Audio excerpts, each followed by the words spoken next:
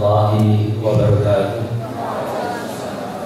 Yang saya hormati Gubernur Daerah Istimewa Yogyakarta yang mewakili Bapak Bupati, Bapak Ibu Bupati dan Wali Kota di Daerah Istimewa Yogyakarta atau yang mewakili Bapak Koordinator Fakultas Wilayah 5 dan Fakultas Wilayah 3 atau yang mewakili Ketua dan anggota Pembina Yayasan Badan Wakaf UII, Ketua dan anggota pengawas Yayasan Badan Wakaf UII, Ketua dan anggota pengurus Yayasan Badan Wakaf UII, Ketua dan anggota Presidium UII, Senat Universitas Islam Indonesia, para pejabat dekan, pejabat wakil dekan, Ketua Sekretaris Program Pascasarjana, Ketua dan Sekretaris Jurusan di lingkungan UII, para dosen dan tenaga pendidikan di lingkungan UII, Ketua dan pengurus lembaga kemahasiswaan di lingkungan UII, para undangan dan hadirin sekalian. Alhamdulillahilladzi 'allama bil qalam, 'allamal insana ma lam ya'lam. Wassalatu wassalamu ala Muhammadin khatamil anbiya wal mursalin khairil anam wa ala alihi wa sahbihi wa man tabi'ahum ila yaumil qiyamati alladzina kiram. Rabbi ishrah li sadri wa yassir li amri wahlul 'uqdatam min lisani yafqahu qawli. Dalam suasana yang bahagia dan pagi yang cerah ini, sebagai insan beriman, marilah kita panjatkan syukur kepada Allah Sang Khalik Maha Kreatif. Meskipun dengan kerja keras semua sivitas akademika, saya yakin tanpa rahmat dan kemurahan Allah Subhanahu wa taala, UII tidak akan maju dan berkembang seperti yang kita lihat sekarang ini. Sudah sewajarnya kita meningkatkan rasa syukur kita. Shalawat dan salam selalu kita sampaikan kepada junjungan Nabi Muhammad SAW, sang pembebas, sang liberator. Nabi telah membebaskan manusia dari perilaku hewani dan pola pikir sempit yang membatasi dalam mengembangkan potensi kemanusiaan. Hadirin yang saya hormati, dalam bidang kajian sistem informasi dan yang saya geluti, hubungan antara teknologi informasi dan transformasi atau perubahan organisasi menjadi salah satu fokus penting diskusi. Keampuhan teknologi informasi atau TI dalam transformasi organisasi seringkali dianggap begitu saja atau taken for granted tanpa pertanyaan dan telaah kritis lebih lanjut. TI dianggap sebagai obat mujarab untuk banyak masalah organisasi. Tidak jarang ketika masalah yang seharusnya terpecahkan masih muncul, kita dalam pemerintah kan sudah ada sistem informasinya yang mengandaikan bahwa perubahan terjadi dengan serta-merta setelah sebuah sistem dibuat atau dipasang. Ilustrasi ini memunculkan pertanyaan yang mengusik, apakah kehadiran TI untuk memecahkan beragam masalah organisasi hanyalah sebuah mitos ataukah sebuah kenyataan? Bapak Ibu, mitos itu seperti dalam tradisi Jawa, ada gerhana dianggap sedang dimakan buto. Itu mitos, hanya untuk ngayam-ngayami saja supaya kita tidak menanyakan lebih lanjut. Pidato singkat ini yang berjudul peran teknologi informasi dalam transformasi perguruan tinggi, mitos atau realitas, diharapkan dapat memberikan tirikan untuk menjawab pertanyaan di atas. Sebelum memaparkan lebih lanjut, saya ingin mengajak hadirin kembali merenungkan kembali dan visi dan karakteristik unik perguruan tinggi. Mengapa ini perlu, hadirin sekalian? Konon di dunia perikanan, salah satu hal terakhir yang diketahui tempat mereka ikan adalah air, tempat mereka lahir dan hidup. Bisa jadi kita yang hidup dan banyak menghabiskan waktu di perguruan tinggi mengidap sindrom serupa. Kita mungkin lupa mengenal dan memaknai dengan serius tempat kita merenangkan ladang ibadah kita. Hadirin yang saya hormati, perguruan tinggi mempunyai misi yang sangat mulia dalam mendorong kemajuan dan peradaban sebuah bangsa.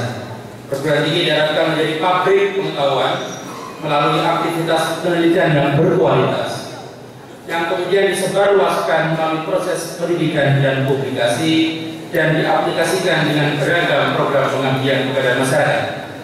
Di Indonesia, ketiga misi ini dilabeli dengan Tri Dharma. Di UII, satu Dharma lagi ukhuwah Islamiyah ditambahkan untuk menjadikannya Catur Dharma. Ada satu catatan kecil dari saya. Saya pernah mewawancarai dosen yang sudah melamar. Saya tanya, Mas, Catur Dharma itu apa? Jawabannya cukup mengejutkan. Itu rumah sumbangan UI. Makanya saya dalam kesempatan ini membuka rezeki. Apakah mungkin nama sumbangan itu diganti dengan nama yang tidak seperti itu? Mungkin kalau pertanyaan saya lanjutkan, kenapa namanya Catur, Mas? Karena hafsulannya 4 kali, Pak. Mungkin jawabannya. Tapi tidak saya tanyakan lebih lanjut. Meski tidak selalu mudah dilakukan, misi tersebut juga bukan sesuatu yang mustahil dicapai. Dalam praktik, apa yang kita idealkan mewujud dalam konteks perguruan tinggi tidak selamanya terjadi. Sebelum diskusi lebih lanjut, mengenal PD dengan lebih baik dengan pikiran terbuka perlu dilakukan. Pemahaman membumi penting untuk dilakukan untuk dapat merumuskan beragam strategi kontekstual untuk mencapai misi mulia tersebut. Berikut adalah 2 karakteristik perguruan tinggi yang perlu direnungkan. Yang pertama adalah anarki yang terorganisasi atau organized anarki, dan yang kedua adalah sistem yang enggak loosely coupled system. Hadirin yang saya hormati, tilikan yang ditawarkan oleh Cohen 42 tahun yang lalu, bahkan sebelum saya lahir, namanya masih relevan untuk kita tengok kembali. Mereka menyebut perguruan tinggi sebagai anarki yang terorganisasi atau organized anarki. Terdapat 3 karakteristik yang menyertainya. Yang pertama, pilihan atau preferensi yang problematik. Pilihan aktor yang terlibat di dalam organisasi seringkali tidak konsisten dan tidak jelas.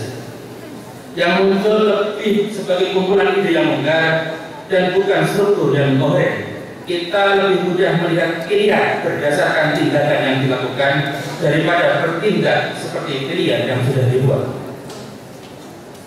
Kedua adalah teknologi yang tidak jelas, unclear teknologi. Organisasi mengambil beragam keputusan dan menciptakan proses-proses baru, tetapi seringkali tidak dipahami sebelumnya oleh para anggota organisasi. Tidak jarang, operasi dilakukan dengan prinsip coba-coba berdasar pengalaman masa lalu dan pertimbangan pragmatis. Yang ketiga adalah ciri partisipasi yang saya atau full participation. Aktor yang terlibat dalam organisasi mendedikasikan waktu dan energi yang berbeda-beda untuk ranah yang beragam. Intensitas keterlibatannya bervariasi antara satu waktu dengan waktu lainnya. Akibatnya, batasan organisasi tidak jelas dan keputusan yang diambil dapat berubah tiba-tiba. Singkatnya, perguruan tinggi adalah sebuah organisasi yang dalam sudut pandang operasional tidak mengetahui apa yang sedang dilakukan. Mahasiswa menginginkan belajar dengan gaya dan kebutuhan mereka sendiri. Dosen mengajar dengan materi dan metode yang diminati seperti seniman. Dan tenaga pendidikan menginginkan bekerja dengan ukurannya masing-masing. Itu karakteristik yang pertama. Kemudian yang kedua, tilikan yang ditawarkan oleh baik 38 tahun yang lalu. Nampaknya juga masih relevan kita gunakan untuk memahami konteks perguruan tinggi.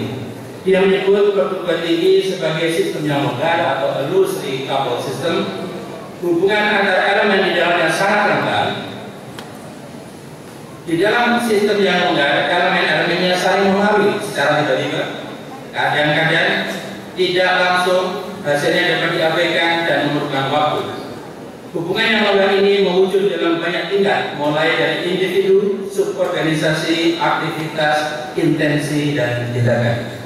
Karenanya dalam sistem seperti ini terbentuk struktur otoritas yang menyebar dan fragmentasi internal. Hubungan yang longgar ini tidak selalu jelek, dan dalam banyak kasus justru diharapkan. Hal ini dapat meningkatkan kepuasan anggota organisasi dan adaptabilitas organisasi atau kelincahan dalam merespon perubahan lingkungan. Dalam konteks seperti ini, anggota organisasi belajar dan berubah dengan cara imitasi. Hal ini tidak berjalan dengan baik bila rasa saling berjalan belum tumbuh. Karenanya, sivitas akademika harus dilihat sebagai manusia dan bukan mesin produksi. Tanpa mengabaikan prosedur formal yang disepakati, hubungan informal antara anggota organisasi menjadi sangat penting. Semangat kebersamaan, kolegialitas atau silaturahmi antar elemen mutlak diperlukan sebagai berkat. Terlepas dari diskusi dan debat yang dimunculkan dari titikan-titikan di atas, karakteristik unik tersebut tentu perlu diperhatikan dalam manajemen perguruan tinggi. Karakteristik tersebut mengirim pesan bahwa tidak terlalu atau messiness, organisasi seperti sistem yang longgar dalam tingkat tertentu perlu diakomodasi. Terutama ketika keteraturan dan teraturan berbiaya sangat mahal. Tidak hanya dari sisi finansial, tetapi lebih-lebih juga dari sisi non-finansial, seperti kenyamanan pekerja yang tergadai, ruang kreativitas yang terpangkas, dan adaptabilitas yang terbatasi. Kelonggaran dalam bahasa Inggris itu ketidakteraturan dalam bahasa Inggris disebut dengan messy, dan messy tidak selalu jelek, karena kita juga mengenal ada Lionel Messi. Bapak Ibu yang saya hormati, metafor yang paling tepat untuk menggambarkan sistem yang longgar ini adalah seperti memimpin pelayaran sebuah kapal yang memanfaatkan kekuatan angin dan ombak, dan bukan seperti memimpin kapal mesin. Angin dan ombak ibarat kekuatan dari elemen-elemen perguruan tinggi yang harus disinergikan untuk mencapai tujuan. Kemampuan manajerial dan kepemimpinan yang kuat menjadi syarat mutlak, bukan untuk menyeragakan, tetapi untuk memimpin orkestrasi dari simfoni. Sebagai metafor, semua anggota organisasi sangat mungkin tidak mampu memainkan instrumen musik yang sama, dan seperti konduktor, tugas pemimpinlah untuk membuat mereka berada dalam tangga nada yang sama. Tanpa ini, perguruan tinggi dapat oleh dan tiba-tiba terdampar di sebuah situasi yang tidak diinginkan oleh semuanya. Perspektif tersebut relevan diaplikasikan dalam manajemen teknologi informasi. Bagaimana kita memposisikan teknologi informasi akan dipengaruhi dan mempengaruhi konteks perguruan tinggi. Beragam mazhab perspektif dapat ditemukan dalam literatur untuk mengkonseptualisasi hubungan antara perguruan tinggi dan konteks sosial tempat implementasi.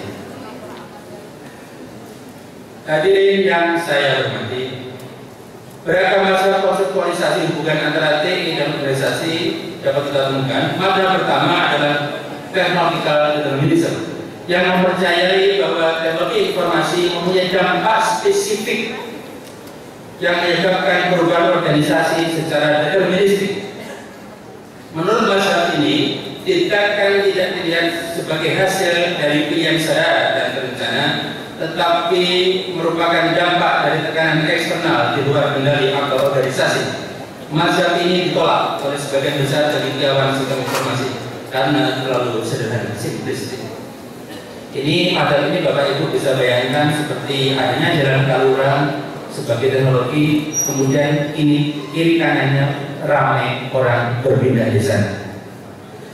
Mazhab kedua adalah mazhab organisasional imperatif, yang mengasumsikan adanya pilihan tidak terbatas atas TI dan kendali atas konsekuensi dari penggunaan TI. TI dianggap sebagai kakas atau tools yang dapat digunakan untuk mencapai perubahan dalam praktik organisasi yang diinginkan oleh manajer. Mazhab ini mempunyai masalah karena fakta di lapangan menunjukkan bahwa adopsi TI tidak dapat sepenuhnya dikendalikan.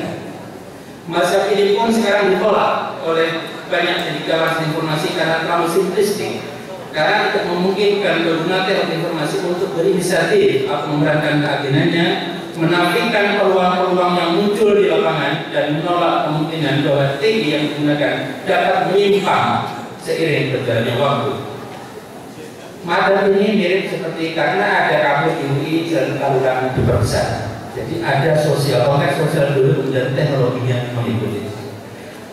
Hadirin yang saya hormati, untuk mengatasi kelemahan kedua mazhab konseptualisasi di atas, diperkenalkan mazhab ketiga, emergent perspektif, yang saat ini diadopsi oleh sebagian besar dari kalangan sistem informasi. Mazhab ini mempercayai bahwa penggunaan dan dampak dari penggunaan teknologi informasi muncul dari interaksi sosial yang kompleks yang tidak dapat diramalkan sebelumnya. Mengapa dapat seperti ini? Dalam bahasa Trevor, sebagaimana dikutip oleh Marcus dan Robin, hal ini terjadi karena partisipasi dalam pengambilan keputusan organisasi selain tersegmentasi juga tidak kontinu, tidak terus-menerus, Karena preferensi berkembang dan berubah sejalan dengan waktu, dan karena interpretasi atas hasil dari serangkaian tindakan seringkali problematik. Perilaku tidak dapat diprediksi secara a priori atau di depan, baik berdasarkan intensi dari aktor individu maupun kondisi lingkungan. Ini mirip dibayangkan seperti kamu sendiri, kita punya jalan di antara di sebelah selatan masjid, kemudian kita punya jalan lagi di sebelah selatan perpustakaan. Akhirnya ada perubahan flow lalu lintas. Kemudian ternyata setelah berjalan lagi, desain-desain sebelumnya seperti ada pagar-pagar yang membatasi letak dihilangkan, ganti gumuk-gumuk. Itu juga sebagai proses adaptasi karena ada negosiasi antara teknologi dan konteks sosial. Malam ini berpendapat bahwa teknologi informasi bukan material yang bebas nilai atau value free. Teknologi informasi tidak hanya bagian dari ensemble yang besar yang melibatkan dimensi non teknis, tetapi lebih dari itu. TI adalah sosiomaterial yang terjalin berpilih seperti benang khusus yang sulit dipisahkan antara dimensi material dan dimensi sosialnya. Dalam setiap artefak teknologi informasi ada nilai-nilai atau kepentingan yang disuntikan value label oleh desainernya yang mungkin tidak selalu sejalan dengan yang diinginkan oleh penggunanya. Sebagai contoh, nilai-nilai atau logika institusional seperti kontrol dan dominasi yang disuntikan ke dalam ERP system mungkin berbeda dan bahkan berkonflik dengan nilai-nilai otonomi dan fleksibilitas yang diinginkan penggunanya. Memang nilai yang berbeda tidak selamanya bertentangan, tetapi konflik yang terjadi karena perbedaan nilai ini perlu dikelola dengan bijak jika tidak ingin terjadi kontraproduktivitas. Hadirin yang saya hormati, selain itu alasan sebuah organisasi dalam mengadopsi teknologi informasi tidaklah tunggal. Hal ini dipengaruhi oleh tekanan isomorfik yang menjadikan perguruan tinggi cenderung seragam dalam penggunaan TI dibandingkan dengan perguruan tinggi lain. Teori institusional memberikan inspirasi kepada kita bahwa tidak selamanya manusia rasional dalam mengambil keputusan. Pertama, beberapa keputusan didasarkan pada tekanan koersif dari otoritas yang lebih tinggi yang bersifat memaksa dan tidak bisa ditawar. Meskipun terpaksa, sebuah organisasi harus mengadopsi sistem yang ada. Peraturan atau kebijakan otoritas yang lebih tinggi bersifat membatasi atau constraint. Kedua, tidak jarang keputusan diambil karena tekanan mimetik yang hanya karena ingin sama dengan organisasi tanpa proses refleksi dan belajar. Yuk, mirip seperti sana sudah pakai kita itu tanpa refleksi lebih lanjut. Banyak organisasi mengadopsi sebuah solusi karena sedang banyak organisasi lain mengadopsi solusi serupa dan karenanya menjadi tren. Ini mirip dengan proses cloning. Ketiga, organisasi yang lain mengambil keputusan melalui proses pembelajaran dengan tekanan normatif yang seperti ingin menjadi lebih profesional dan setara dengan indikator atau standar-standar yang sudah ada. Saya melihat tekanan-tekanan ini relevan untuk memotret dan memahami hubungan antara TI dan perubahan organisasi. Dalam konteks perguruan tinggi, tekanan-tekanan inilah yang menjelaskan bahwa tidak jarang penggunaan teknologi informasi dan juga insentif lain hanya untuk mendapatkan legitimasi atau pengakuan dari pihak lain, dan dalam praktek terserabut atau decouple dari proses bisnis sehari-hari. Di lapangan beragam pola penggunaan atau enactment teknologi informasi dapat ditemukan. Ini yang disebut oleh Ornitowski sebagai teknologi in practice. Serangkaian aturan dan sumber daya yang disusun kembali dalam keterlibatan yang berulang antara manusia dan teknologi yang digunakan. TI yang dikembangkan pun tidak selalu diterima dengan hati lapang oleh semua anggota organisasi. Ada sebagian yang merasa diuntungkan, ada sebagian yang merasa terancam dan bahkan terintimidasi. Ini adalah gambaran kenyataan yang seringkali tidak sederhana yang kita bayangkan. Pemahaman tentang beragam pola penggunaan berikut berguna untuk menjelaskan mengapa sebuah solusi teknologi informasi tidak selalu digunakan oleh anggota organisasi seperti yang diinginkan desainernya. Sebagai ilustrasi hadirin yang terhormat, hadirin memberikan boneka beruang dan boneka gadis kecil dalam kardus yang besar untuk keponakannya yang masih gadis. Harapannya adalah supaya keponakan yang masih gadis tidak menjadi tomboy. Ini yang kita tanamkan adalah supaya tidak menjadi tomboy. Teknologi informasi adalah boneka dan kardusnya. Apa yang terjadi di lapangan? Yang pertama adalah pola penggunaan inersia. Ketika TI digunakan untuk memperkuat dan melestarikan status quo atau kepentingan pengambilan keputusan, si gadis menggunakannya tapi tidak sepenuh hati karena dia ternyata memang tomboy. Atau anggota organisasi memilih tidak menggunakan, dia tidak mau main, dia pengennya main dengan yang bukan boneka, misalkan mobil-mobilan. Kita ada inersia, dia menolak. Yang kedua adalah pola penggunaan application. Ketika aktor menggunakan TI untuk mendukung kolaborasi, meningkatkan produktivitas personal, memecahkan masalah bersama dan mendukung proses bisnis. Nah, kasus ini boneka digunakan seperti keinginan pembelinya atau desainernya. Digunakan untuk main boneka gadis, main beruang, kardusnya dibuang. Itu kira-kira keinginan seperti itu. Tetapi apa yang terjadi di lapangan? Seringkali yang ketiga, pola penggunaan perubahan yang dipilih untuk mentransformasikan status quo dan melakukan improvisasi dalam teknologi. Si gadis justru main dengan kardusnya, bukan main dengan bonekanya. Seperti halnya kita diberi internet tidak untuk aktivitas yang produktif, tapi justru untuk main game misalnya. Atau mungkin bonekanya bukannya boneka gadis main dengan beruang memainkan boneka gadis. Atau bahkan dipotong-potong disambung-sambung seperti Frankenstein. Ada banyak kemungkinan kita. Karena beragam pola penggunaan ini dan hubungan terjalin berpilih antara TI dan konteks sosial seperti telah disinggung di atas, tidak jarang yang seperti ini juga. Ini teknologi seperti TI yang dibuat, tetapi orang memilih melipir, work around, mencari solusinya masing-masing. Atau seperti ini juga sama. Dalam konteks teknologi informasi hal ini juga terjadi. Tidak seperti yang diinginkan desainernya akan diikuti oleh penggunanya.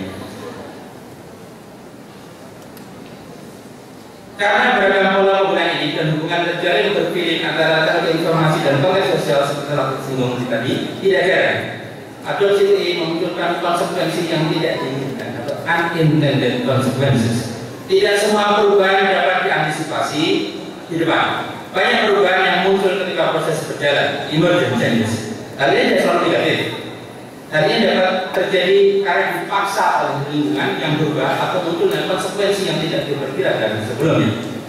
Di atas itu semua, hadirin yang saya hormati, adopsi TI dalam konteks organisasi pasti melibatkan manusia yang berbeda dengan sebelum dalam mesin. Manusia tidak dapat kalis dari kepentingan, motivasi dan perspektif yang berbeda. Karenanya implementasi teknologi informasi dalam konteks perguruan tinggi dengan keunikan karakteristiknya lebih tepat dipandang sebagai sebuah proses politik yang melibatkan pengambilan keputusan kolektif dan tidak hanya mengedepankan rasionalitas ekonomi atau efisiensi.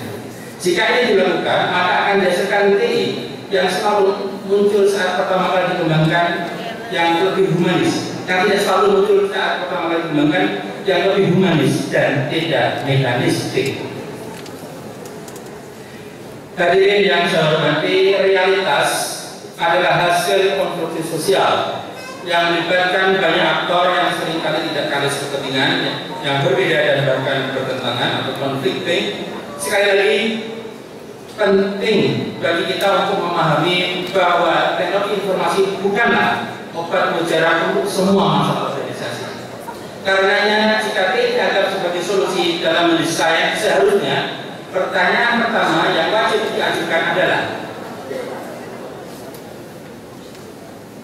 untuk kepentingan apa atau untuk siapa. Kesepakatan jawaban atas pertanyaan ini akan memunculkan kesadaran kolektif awareness yang selanjutnya menjadi perekat pada landasan gerak atau kalimatun sawah common denominator. Untuk mendukung hal tersebut diperlukan aktor-aktor yang memperkenalkan ide-ide cemerlang, menginisiasi dan memimpin perubahan. Penyuntikan nilai yang tepat menjadi sangat penting di sini untuk menghindarkan dari jebakan proses bisnis yang mekanistik dan tidak humanis. Jika tidak, keampuhan teknologi informasi hanya akan menjadi mitos dan perubahan organisasi ini tidak akan terinstitusionalisasi, karena ide-ide tersebut tercerabut atau dikapal dari proses bisnis sehari-hari dan hanya menjadi alat mendapatkan legitimasi dan terjebak pada seremoni. Dalam bahasa pesantren ini disebut wujud agami, adanya tidak menggunakan atau menghasilkan. Tentu ini bukan sesuatu yang kita inginkan.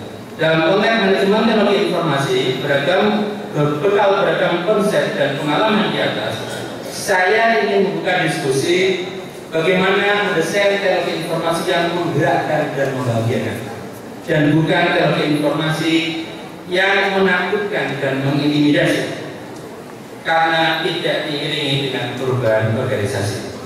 Hadirin yang saya hormati, selama saya membacakan pidato ini, saya yakin hadirin tidak sepenuhnya sependapat dengan poin-poin yang saya sampaikan, karena saya ingin membuka diskusi. Mendapatkan kesepakatan bukanlah tujuan menulis pidato ini.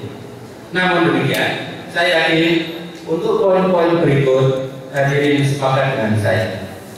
Sudah merupakan sunnatullah bahwa sebuah perubahan tak akan mewujud tanpa perubahan, meskipun perubahan tidak selalu menuju kebaikan. Perubahan mengharuskan kita hijrah dari zona nyaman kita. Untuk itu perlu gerakan bersama. Hanya menjadi komentator tanpa mau bertangan kotor bukanlah pilihan bijak. Hanya senang mengkritisi tanpa berkontribusi juga bukan hal yang patut. Apalagi hanya mempunyai hobi mengeluh tanpa mau berkeluh.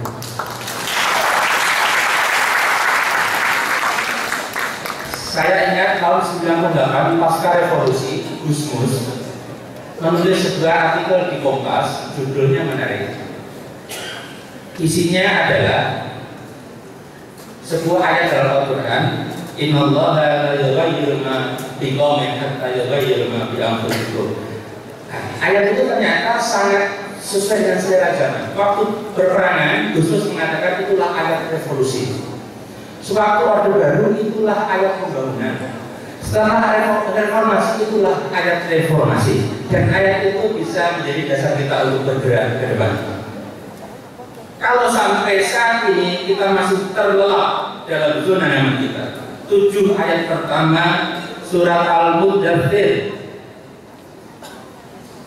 berikut nampaknya dapat kita jadikan inspirasi untuk bergerak ke depan. Berikut adalah artinya, kalau dalam bahasa Arabnya, ya ayyuhal muddathir qum fa'anzir wa rabbaka fakabbir wa thiyabaka fatahhir wa ruzza fahjur wa la tamnun taktsir wa li rabbika fasbir. Hai orang-orang yang berkemun, berselimut, yang masih dalam zona nyaman, bangunlah, lalu berilah peringatan, dan Tuhanmu agungkanlah, dan pakaianmu bersihkanlah, dan perbuatan dosa tinggalkanlah, hijrahlah dari perbuatan dosa, dan janganlah kamu memberi dengan maksud memperoleh balasan yang lebih banyak, dan untuk memenuhi perintah Tuhanmu bersabarlah. Akhirnya hadirin yang saya hormati, saya mengucapkan selamat milad ke-71. Semoga Allah selalu memudahkan UI dan segenap sivitas akademikanya dalam menjalankan misi mulia yang diemban oleh perguruan tinggi dengan landasan nilai-nilai ketuhanan dan profetik yang abadi. Wabillahi taufiq wal hidayah wa ridha wal inayah. Wassalamualaikum warahmatullahi wabarakatuh.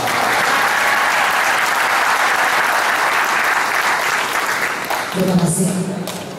Hadirin dan hadirat yang kami hormati, berikut ini akan disampaikan pembacaan surat keputusan pimpinan Universitas Islam Indonesia tentang penerimaan